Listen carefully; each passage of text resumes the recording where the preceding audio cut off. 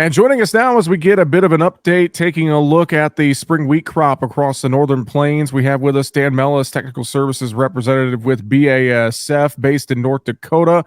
And Dan, great to catch up with you once again. I hope you're doing well. Yeah, doing well. Was nice to get some moisture over the weekend, so things are looking up as far as that goes.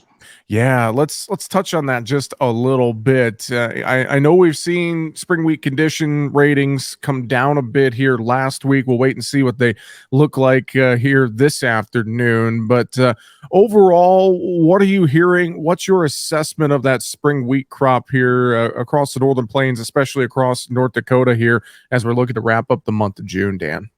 As far as spring wheat conditions and whatnot go, it really varies a fair amount over the state. Actually, it's been somewhat strange.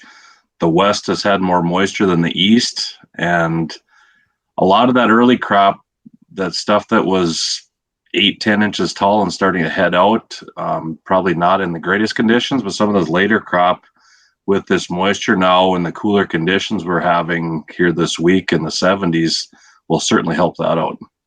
Well, thinking about as we get into, quote unquote, the dog days of summer, so to speak, we have that risk out there of the wet weather and warm weather combining, and that can lead to a lot of different crop diseases, as we know. Of course, head scab, and thinking about elevated DON levels, that's something that I think a lot of growers going to have to pay attention to here over the next few weeks ahead, Dan.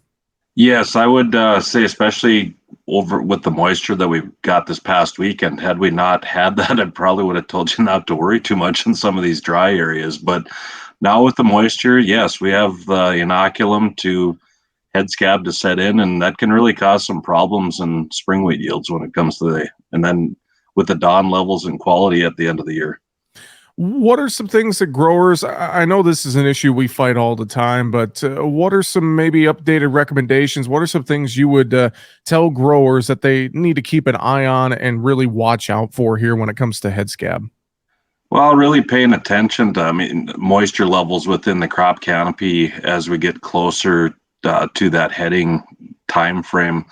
If you're able to walk out in your field at 10, 11 in the morning and your pants are getting wet, there's a pretty good chance that you have inoculum there for head scab and want to take a look at probably putting a fungicide on for it. What are maybe some fungicide recommendations? Any products from BASF that you would recommend for something like that? Yep, for head scab, our newest product is Spherix. Got a couple different modes of action within that chemistry group. We're really taking a couple of the best ones that have been on the market the last number of years, and does a really good job of helping to try and mitigate that stress from the fungus, and then help reduce DON levels when it comes to the elevator at the end of the season. Yeah, and obviously reducing those DON levels at the elevator, so key. Dan, as we think about overall, any other crop diseases you're watching for here across the region that growers need to keep in the back of their mind right now? On wheat, we're past. Getting another one a guy may want to look at is we do it. A lot of guys that will do a flag leaf application, Spherix, or we have a couple other products that really help follow into that to help reduce that amount of disease on the leaf, because that flag leaf really helps set the tone of where you're going to end up with yield at the end of the year. Well, Dan, I'm sure if growers have questions, they could reach out to their local technical services representative, such as yourself, or contact their local retailer or go online. A lot of different ways to get in touch, isn't there? Yes, contact your local BASF rep, whether you're one of the ASAs or the business reps. They will be able to help guide you to where you need to be and help get you the information you need, and talk to your local retail person, because they're at the forefront of what's going on in their area and will help make the right decisions.